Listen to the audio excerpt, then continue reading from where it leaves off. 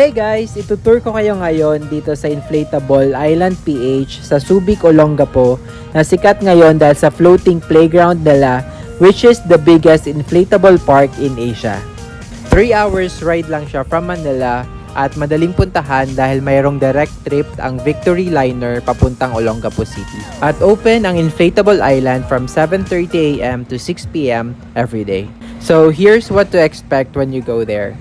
They have a floating playground na kasing laki ng 8 basketball court, colorful inflatable island with slides and towers, black and white Bali themed lounge, full day beach access, at long stretch grayish sand. Walang unicorn island during my visit and there's also no sunflower lounge as well. If you are planning to visit this place, I strongly suggest that you book your ticket online kasi nakasale siya for 499 pesos for the whole day pass at meron siyang 1 hour playtime in the inflatable park versus paying 799 pesos per person kapag walk-in ka. Also, do not bring food as they have an expensive corkage fee of 500 pesos per dish. Kahit yung simpleng chips tsaka mga bread, they have a corkage fee of 200 pesos per pack. Pagdating nyo ng Inflatable Island, ay dadaan muna kayo sa ticket booth nila kasi i-validate nila yung ticket ninyo at bibigyan kayo ng wristband. I-expect nyo na pagpasok ninyo sa main gate nila ay i-check nila yung bags ninyo looking for any beverage or food na dala nyo. After that, ay i-assist nila kayo papunta sa orientation area kung saan nila i-discuss yung mga rules and regulations ng resort at papapirmahin kayo ng waiver right after. Other things that you have to know is they have a locker that you can rent for 100 pesos. Meron lang siyang 200 peso na deposit fee na refundable naman. There's a bar inside that serves refreshments and alcoholic drinks. They have a restaurant and the dishes ranges from 200 to 350 pesos with 10% service charge. Sobrang linis at well-maintained ang CR tsaka shower area nila. Madaming cubicles. There's a station cleaner there that wipes the floor every now and then. And also, 3.5 feet and above lang yung allowed sa inflatable playground and pregnant women are not allowed. So if you wanna relax in style, you have an option to rent these California king-size day beds, beach huts, and their mini pool. You can rent their private cabana for 3,500 to 4,500 at yung 500 pesos nito ay consumable. Also, may automatic access na rin kayo sa katabing resort nila, ang Samba Blue Water Resort. And here's a quick tour.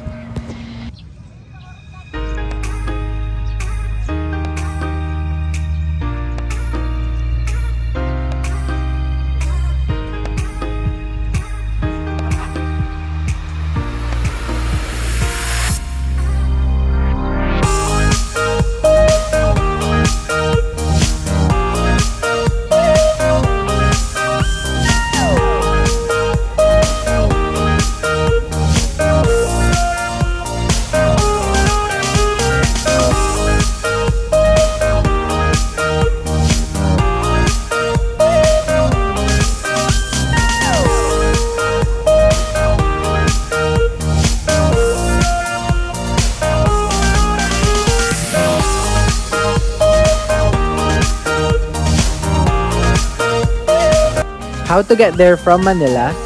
Sakay lang kayo ng Victory Liner bus bound to Olongapo City. Merong 3 AM tsaka 5 AM trip sa Victory Liner Cubao. At ang drop-off point mo nito ay yung terminal nila sa Subic, Olongapo City. Ang travel time nyo ay 3 hours at ang pamasahe ay 350 pesos. Pagbaba nyo ng bus ay sasakay kayo ng jeep at sabihin nyo lang sa driver na ibaba kayo sa Inflatable Island or sa Samba Blue Water Resort. 11 pesos lamang ang pamasahe at 10 minutes ang travel time.